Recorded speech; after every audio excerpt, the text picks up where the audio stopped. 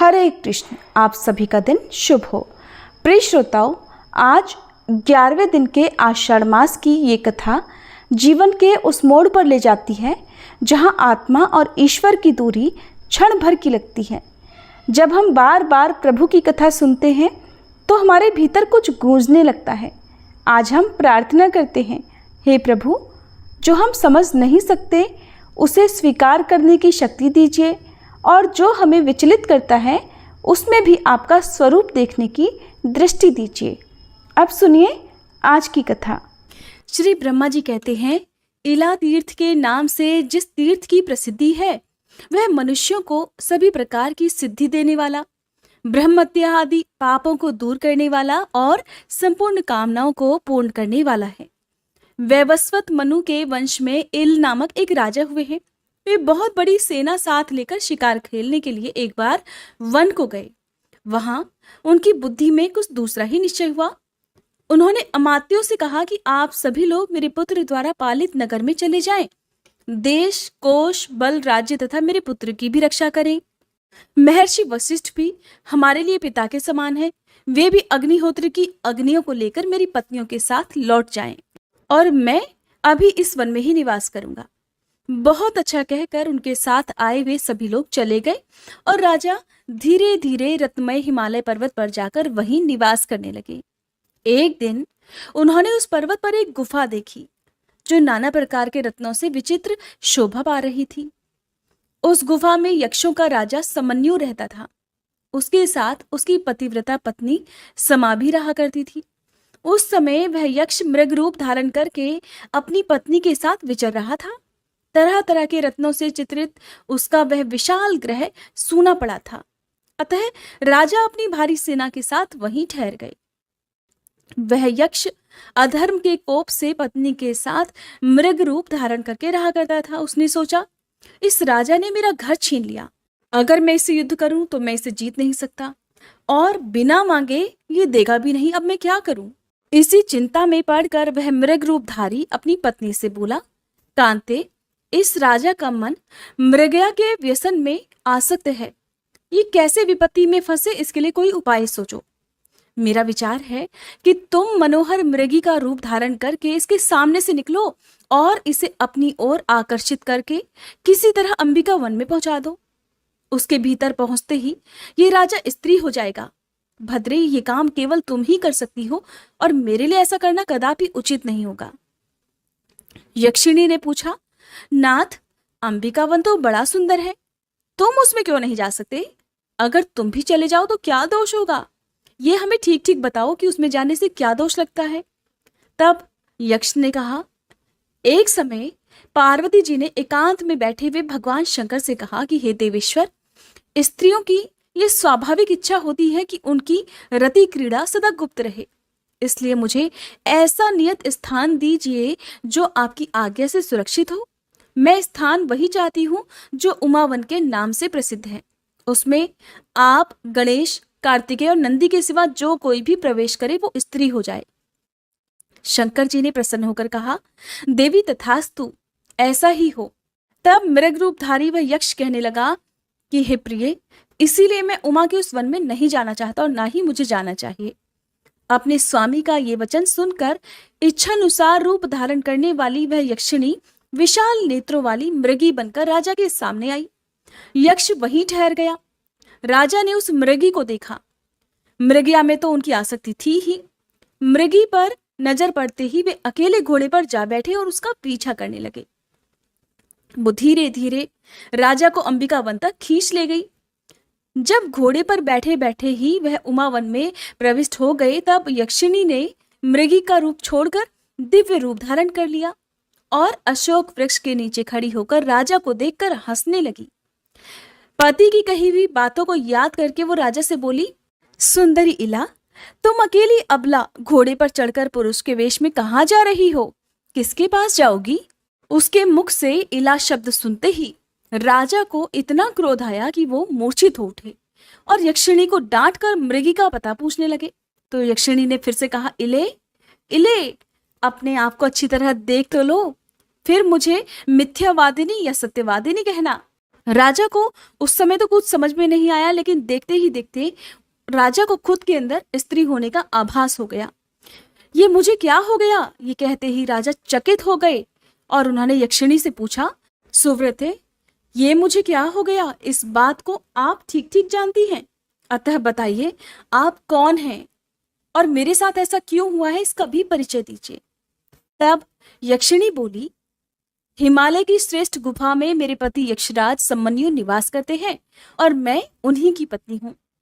जिस शीतल कंदरा में आप ठहरे हुए हैं वो हमारा ही घर है और मैं ही मृगी बनकर आपको यहाँ तक ले आई हूँ। ये उमावन है।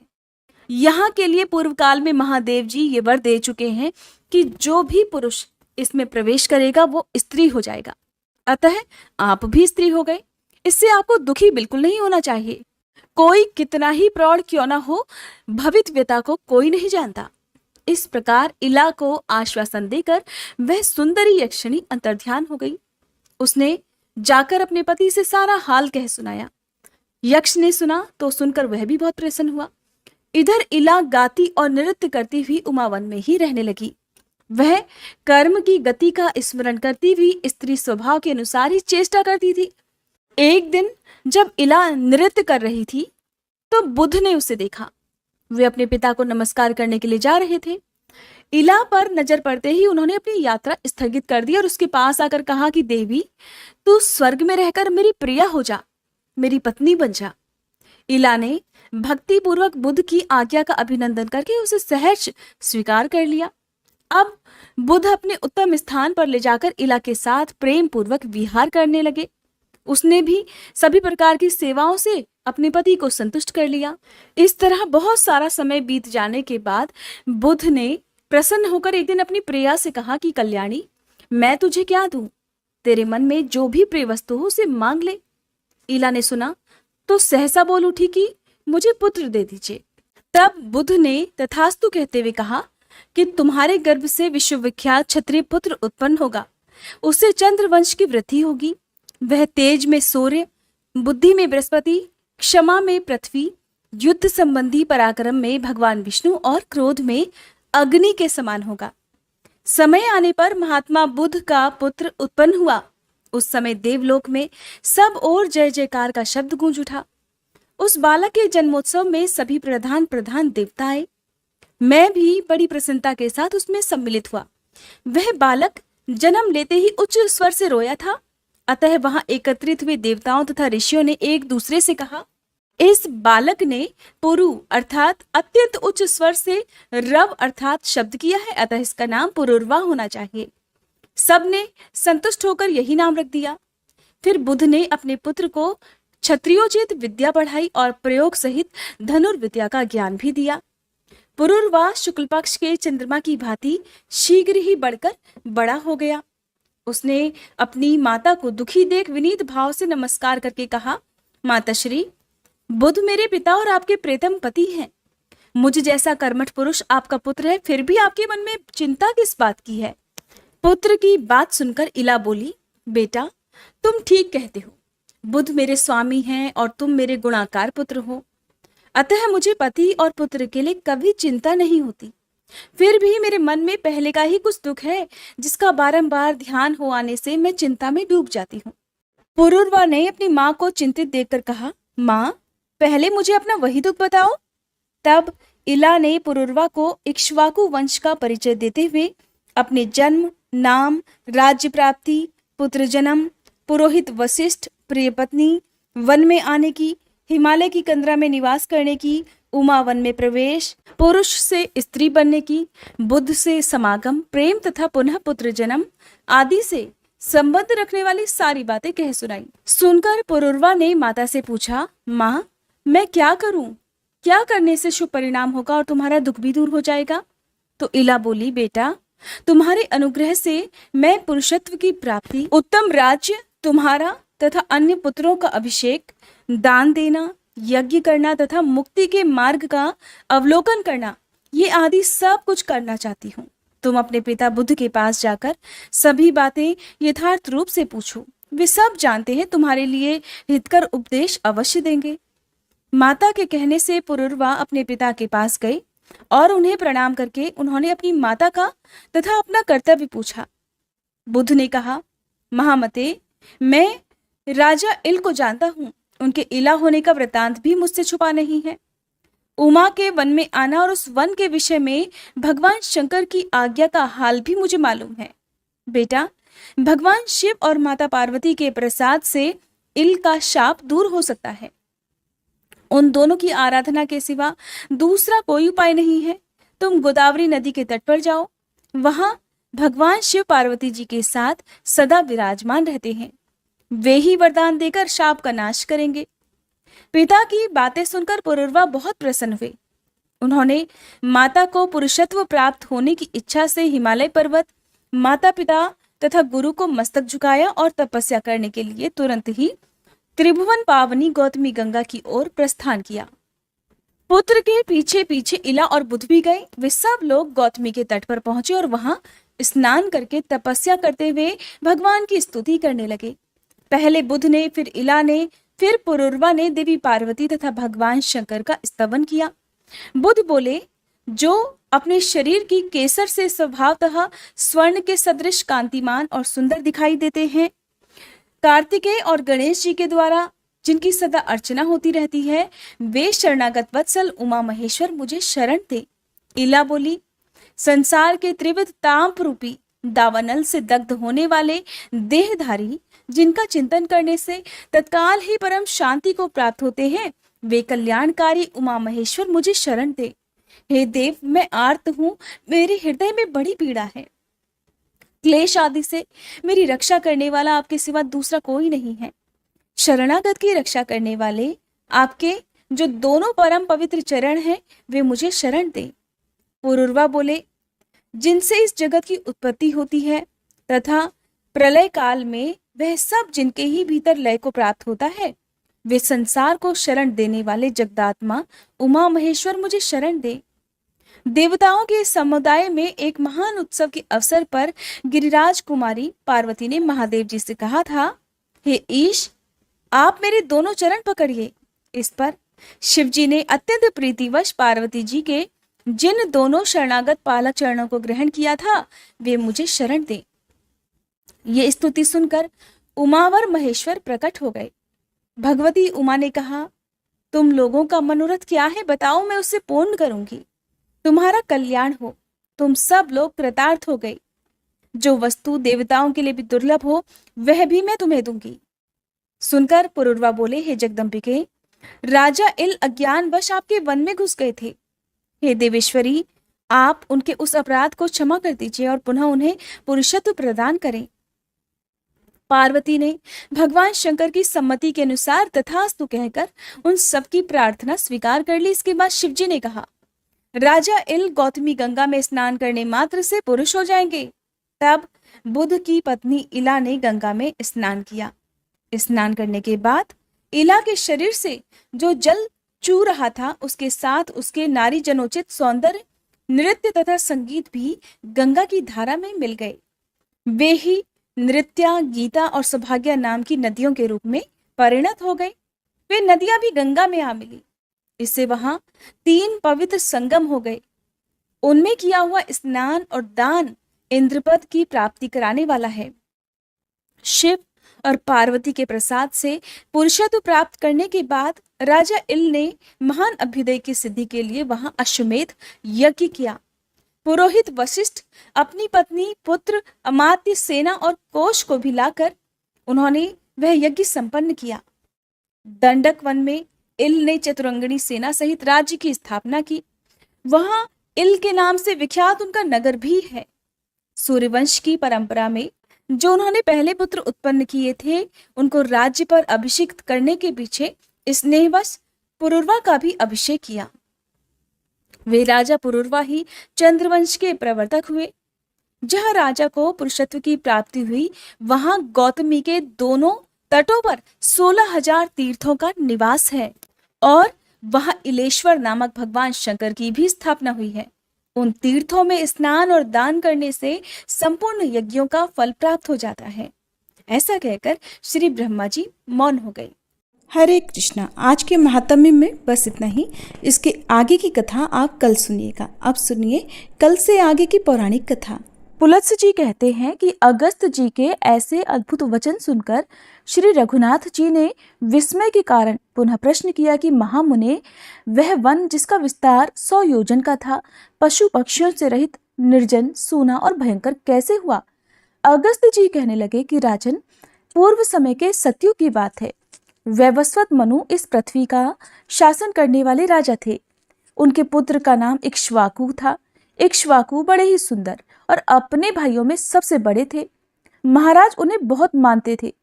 उन्होंने इक्ष्वाकु को भूमंडल के राज्य पर अभिषिक्त करके कहा कि तुम पृथ्वी के राजवंशों के सम्राट बनो। रघुनंदन, बहुत अच्छा कहकर इक्ष्वाकु ने पिता की आज्ञा स्वीकार कर ली। तब वे बहुत संतुष्ट होकर बोले, बेटा, अब तुम दंड के द्वारा प्रजा की रक्षा करो, किंतु दंड का अकारण प्रयोग मत करना। मनुष्यों के द्वारा अपराधियों को जो दंड दिया जाता है, वह शास्त्रीय विधि के अनुसार उचित अवसर पर प्रयुक्त होने पर राजा को स्वर्ग में ले जाता है। इसलिए महाबाहो, तुम दंड के समुचित प्रयोग के लिए सदा सचेत रहना। इसका अनुपयोग कभी मत करना। ऐसा करने पर संसार में तुम्हारे द्वारा अवश्य ही परम धर्म का पालन होगा। इस प्रकार एकाग्र मन से अपने पुत्र इक्ष्वाकु को बहुत सारे उपदेश देकर महाराज मनु बड़ी प्रसन्नता के साथ स्वर्गलोक को सिधार गए। इसके बाद राजा इक्ष्वाकु को ये चिंता हुई कि मैं कैसे पुत्र उत्पन्न करूं। इसके लिए उन्होंने तरह तरह के शास्त्रीय कर्म, यज्ञ यज्ञादि किए और उनके द्वारा राजा को अनेकों पुत्रों की प्राप्ति हुई। देव कुमार के समान तेजस्वी राजा इक्ष्वाकु ने पुत्रों को जन्म देकर अपने पितरों को संतुष्ट किया। रघुनंदन, इक्ष्वाकु के पुत्रों में जो सबसे छोटा था, वह गुणों में सबसे श्रेष्ठ था। वह शूर और विद्वान तो था ही, प्रजा का आदर करने के कारण सबके विशेष गौरव का पात्र हो गया था। उसके बुद्धिमान पिता ने उसका नाम दंड रखा और विंध्यगिरि के 2 शिखरों के बीच में उसके रहने के लिए एक नगर दे दिया। उस नगर का नाम था मधुमत्त। धर्मात्मा दंड ने बहुत वर्षों तक वहां का अकंटक राज्य किया। इसके बाद एक समय, जबकि चारों ओर चैत्र मास की मनोरम छटा छा रही थी, राजा दंड भार्गव मुनि के रमणीय आश्रम के पास गया। वहां जाकर उसने देखा कि भार्गव मुनि की परम सुंदरी कन्या, जिसके रूप की कहीं तुलना नहीं थी, वन में घूम रही है। उसे देखकर राजा दंड के मन में पाप का उदय हुआ और वह काम बाण से पीड़ित होकर उस कन्या के पास जाकर बोला, सुंदरी, तुम कहाँ से आई हो? शोभामयी, तुम किसकी पुत्री हो? मैं काम से पीड़ित होकर तुमसे ये बातें पूछ रहा हूँ। वरारोहे, मैं तुम्हारा दास हूँ। सुंदरी, मुझ भक्त को अंगीकार करो। तब वह कन्या, जिसका नाम अर्जा था, कहने लगी, राजन, आपको पता होना चाहिए कि मैं भार्गव वंश की कन्या हूँ। पुण्यात्मा शुक्राचार्य की मैं सबसे बड़ी पुत्री हूँ और मेरा नाम अर्जा है। पिताजी इस आश्रम पर ही निवास करते हैं। महाराज, शुक्राचार्य मेरे पिता हैं और आप उनके शिष्य हैं। इसलिए धर्म के नाते तो मैं आपकी बहन हूँ। इसलिए आपको मुझसे ऐसी बातें नहीं कहनी चाहिए। अगर कोई दूसरा दुष्ट पुरुष मुझ पर बुरी नजर डाले, तब तो आपको सदा उनके हाथों से मेरी रक्षा ही करनी चाहिए। मेरे पिता बड़े क्रोधी और भयंकर हैं। वे अपने शाप से आपको अभिभस्म कर सकते हैं। इसलिए राजन, आप मेरे महातेजस्वी पिता के पास जाइए और धर्मानुकूल बर्ताव के द्वारा उनसे मेरे लिए याचना कीजिए। नहीं तो इसके विपरीत आचरण करने पर आप पर महान और घोर दुख आ पड़ेगा। मेरे पिता का क्रोध उमड़ जाने पर वे पूरे त्रिलोकी को भी जलाकर खाक कर सकते हैं। तब राजा दंड बोला, सुंदरी, तुम्हें पा लेने पर फिर चाहे मेरा वध हो जाए या वध से भी महान कष्ट क्यों न भोगना पड़े, मुझे स्वीकार है। भीरू, मैं तुम्हारा भक्त हूं, तुम मुझे स्वीकार करो। ऐसा कहकर राजा ने उस कन्या को बलपूर्वक बाहुपाश में जकड़ लिया और उस एकांत वन में, जहां से कहीं आवाज भी नहीं पहुंच सकती थी, उसे निर्वस्त्र कर दिया। बेचारी अबला उसकी भुजाओं से छूटने के लिए बहुत छटपटाई, परंतु फिर भी उसने स्वेच्छानुसार उसके साथ भोग किया। राजा दंड वह अत्यंत कठोरता पूर्वक और महाभयानक अपराध करके तुरंत अपने नगर को चल दिया और भार्गव कन्या अर्जा दीन भाव से रोती हुई और अत्यंत उद्विग्न होकर आश्रम के पास अपने देवतुल्य पिता के पास आई। उसके पिता अमित तेजस्वी देवर्षि शुक्राचार्य सरोवर पर स्नान करने गए थे। स्नान करके वे 2 ही घड़ी में शिष्यों सहित आश्रम पर वापस लौट आए। आश्रम में आकर उन्होंने देखा कि अर्जा की दशा तो बड़ी दयनीय है, वह धूल में सनी हुई है। तुरंत ही सारा रहस्य उनके ध्यान में आ गया। फिर तो शुक्र को बड़ा रोष हुआ। वे तीनों लोगों को दग्ध सा करते हुए अपने शिष्यों को सुनाकर कहने लगे, धर्म के विपरीत आचरण करने वाले अदूरदर्शी दंड के ऊपर प्रज्वलित अग्निशिखा के समान भयंकर विपत्ति आ रही है। तुम सब लोग देखना, वह खोटी बुद्धि वाला पापी राजा अपने देश, भृत्य, सेना और वाहन सहित नष्ट हो जाएगा। उसका राज्य 100 योजन लंबा चौड़ा है। उस समूचे राज्य में इंद्र धूल की बड़ी भारी वर्षा करेंगे। उस राज्य में रहने वाले स्थावर जंगम जितने भी प्राणी हैं, उन सब का उस धूल की वर्षा से जल्दी ही नाश हो जाएगा। जहां तक दंड का राज्य है, वहां तक के उपवनों और आश्रमों में अचानक 7 रात तक धूल की वर्षा होती रहेगी। क्रोध से संतप्त होने के कारण इस प्रकार शाप देकर महर्षि शुक्राचार्य ने आश्रमवासी शिष्यों से कहा कि तुम लोग यहाँ रहने वाले सब लोगों को इस राज्य की सीमा से बाहर ले जाओ। उनकी आज्ञा पाते ही आश्रमवासी मनुष्य जल्दी ही उस राज्य से हट गए और सीमा से बाहर जाकर उन्होंने अपने अपने डेरे डाल लिए।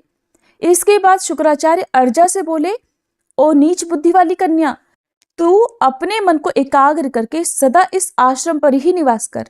ये 4 कोस के विस्तार का सुंदर शोभा संपन्न सरोवर है।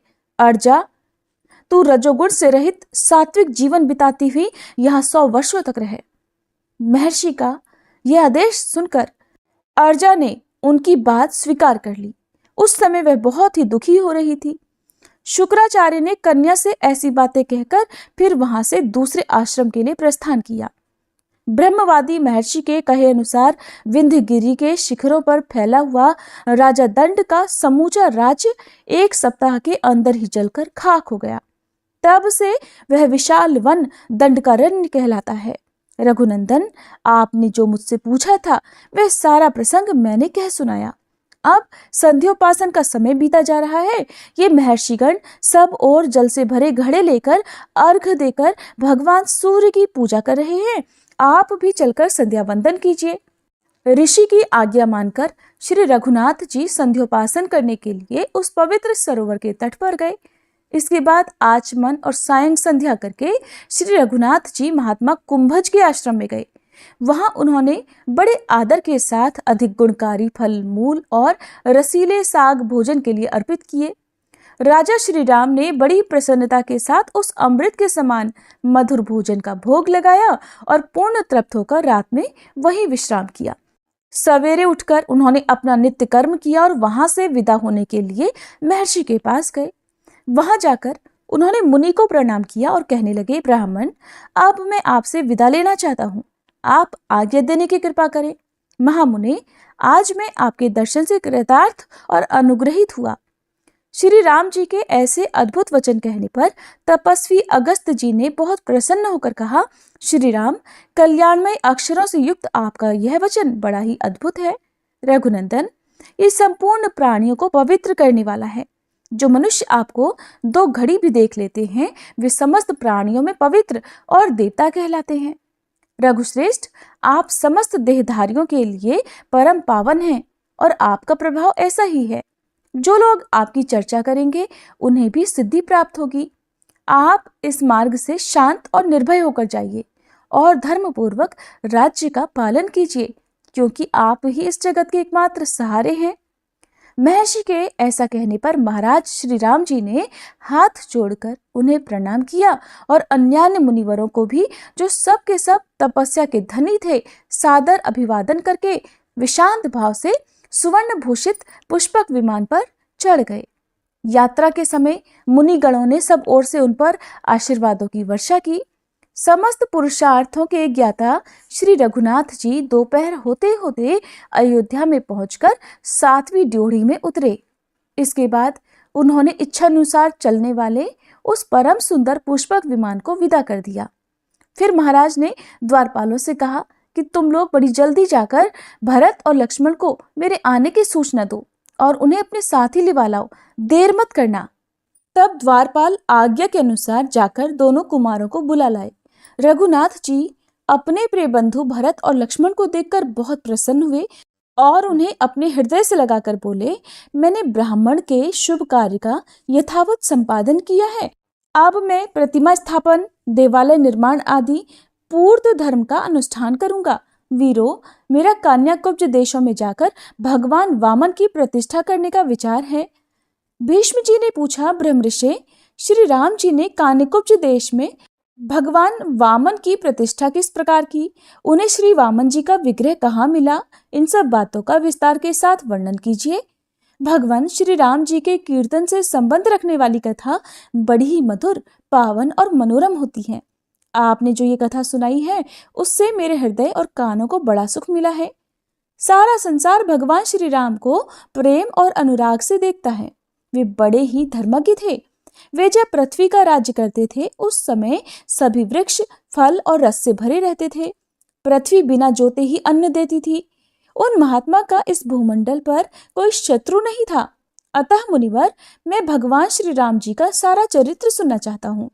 तब पुलस्त्य जी बोले, महाराज, धर्म के मार्ग पर स्थित रहने वाले श्री राम जी ने कुछ समय के बाद जो महत्वपूर्ण कार्य किया उसे एकाग्र मन से सुनो। एक दिन श्री रघुनाथ जी मन ही मन इस बात का विचार करने लगे कि राक्षस कुलोत्पन्न राजा विभीषण लंका में रहकर सदा ही राज्य करते रहे, उसमें किसी प्रकार की विघ्न बाधा ना पड़े, इसके लिए क्या उपाय हो सकता है? मुझे चलकर उन्हें हित की बात बतानी चाहिए, जिससे उनका राज्य सदा कायम रहे। अमित तेजस्वी श्री राम जी जब इस प्रकार विचार कर रहे थे, उसी समय भरत जी वहां आए और श्री राम जी को विचारमग्न देखकर इस प्रकार बोले, देव, आप क्या सोच रहे हैं? अगर कोई गुप्त बात न हो तो मुझे बताने की कृपा करें। श्री रघुनाथ जी कहने लगे कि मेरी कोई भी बात तुमसे छिपाने योग्य नहीं है। तुम और महायशस्वी लक्ष्मण मेरे बाहरी प्राण हो। मेरे मन में इस समय सबसे बड़ी चिंता ये है कि विभीषण देवताओं के साथ कैसा बर्ताव करते हैं, क्योंकि देवताओं के हित के लिए ही मैंने रावण का वध किया था। इसलिए वत्स, जहां विभीषण है वहां मैं जाना चाहता हूँ।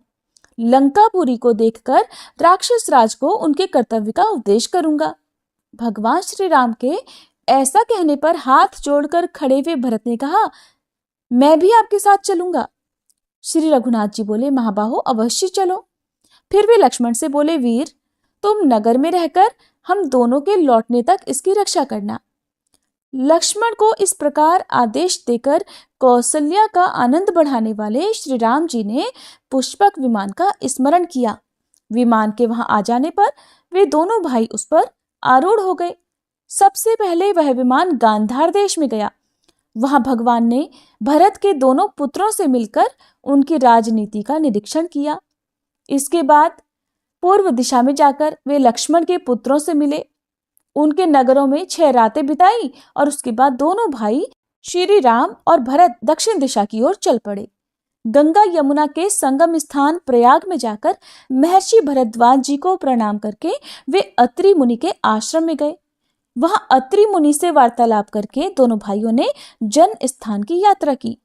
जन स्थान में प्रवेश करते हुए श्री राम जी बोले, भरत, ये वही स्थान है जहां दुरात्मा रावण ने गृधराज जटायु को मारकर सीता जी का हरण किया था। जटायु हमारे पिताजी के मित्र थे। इस स्थान पर हम लोगों का दुष्ट बुद्धि वाले कबंध के साथ महान युद्ध हुआ था।